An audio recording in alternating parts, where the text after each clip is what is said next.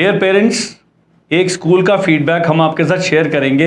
ये पेरेंट्स के द्वारा दिया गया है, तो हमारा इसमें अपना कोई भी रोल नहीं है।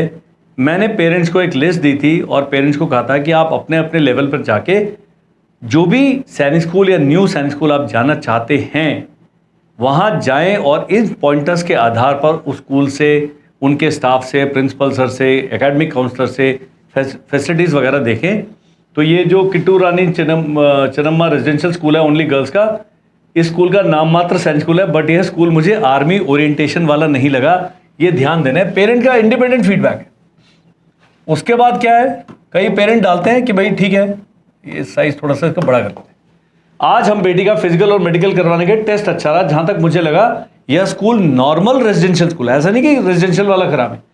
मॉर्निंग फिजिकल एक्टिविटी करवाते हैं, स्पोर्ट्स करवाते हैं, कोई activity like swimming, skating, horse riding, karate के लिए ट्रेनर सप्ताह में एक बार आता है बुला। ये आप बता सकते हैं पेरेंट कहाँ का है।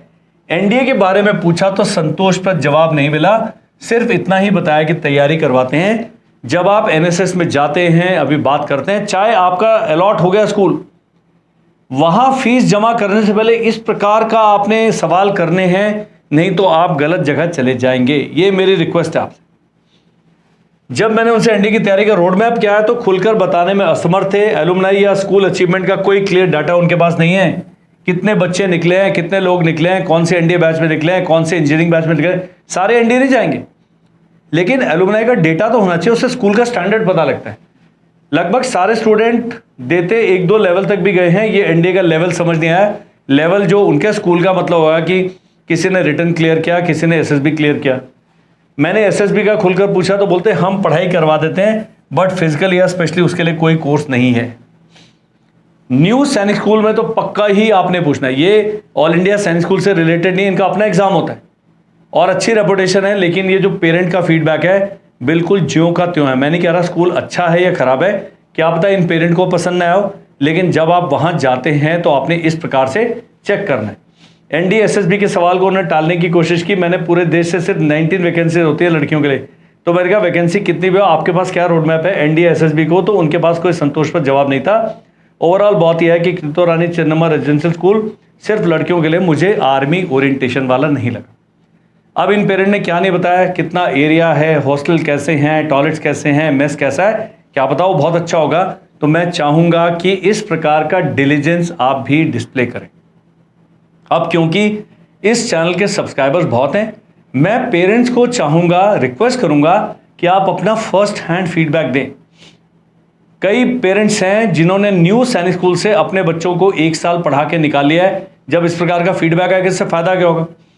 उस स्कूल को एक तो झटका लगेगा कि भाई हमारा इस प्रकार का फीडबैक है, गूगल फीडबैक है, ये बिल्कुल व्हाट्सएप का, इसलिए मैंने स्क्रीनशॉट लिया, मैंने लिखा थैंक्स फॉर योर फीडबैक।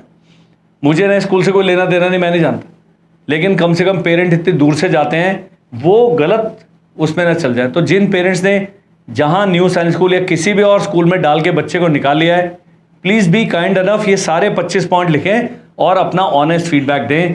हम और आप वीडियो बना के दे देंगे, हम वीडियो वैसे का वैसे डाल देंगे। कई लोग बहुत दुखी में हैं और कई लोग प्रसन्न भी हैं।